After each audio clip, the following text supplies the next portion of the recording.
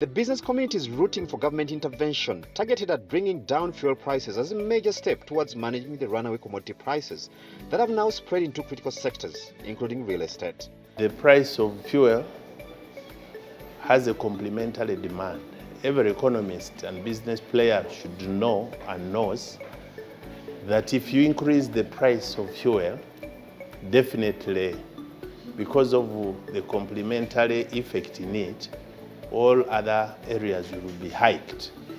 Nobody carries goods on the head, whether farmer, whether an importer, whether an exporter, whether any person just dwelling from the district of X to Y must travel using fuel.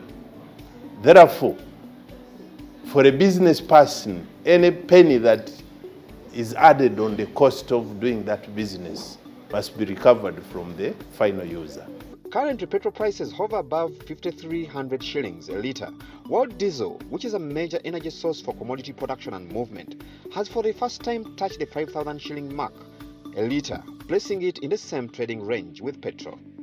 Today, one of the worst hit range of products by the prices increase is the real estate, spelling doom on economic prospects given the fact that the sector has for years been a critical growth driver for the economy due to its fairly long value chain.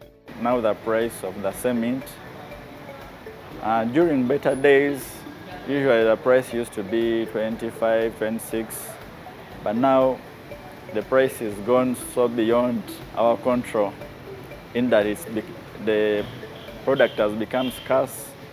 It is even shooting up to 40 now as I talk now.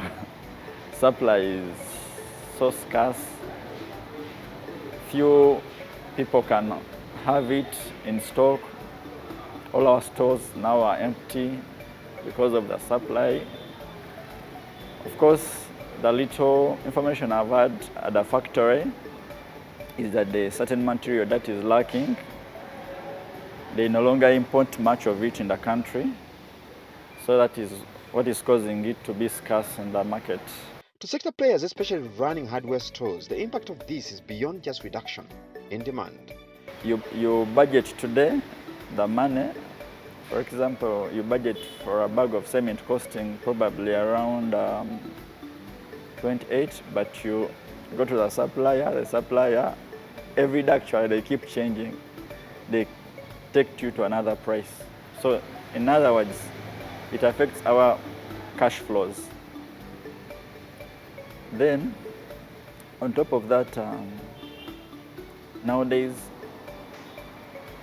our suppliers have even resorted to cash basis. For example, credit facility used to be a little source of income for us. You could pay later when he supplies you, but nowadays it's all cash basis. To this end, traders and pundits are keen on seeing what policymakers and implementers can do to deal with the high fuel prices. To cushion consumers against high fuel prices, government will continue to promote a free and fair competitive environment to support continuous supply of fuel. This will ensure that demand does not outstrip supply. We are working with the private sector to expedite the alternative fuel import routes across Lake Victoria to be able to mitigate the prices of the transport by vehicles.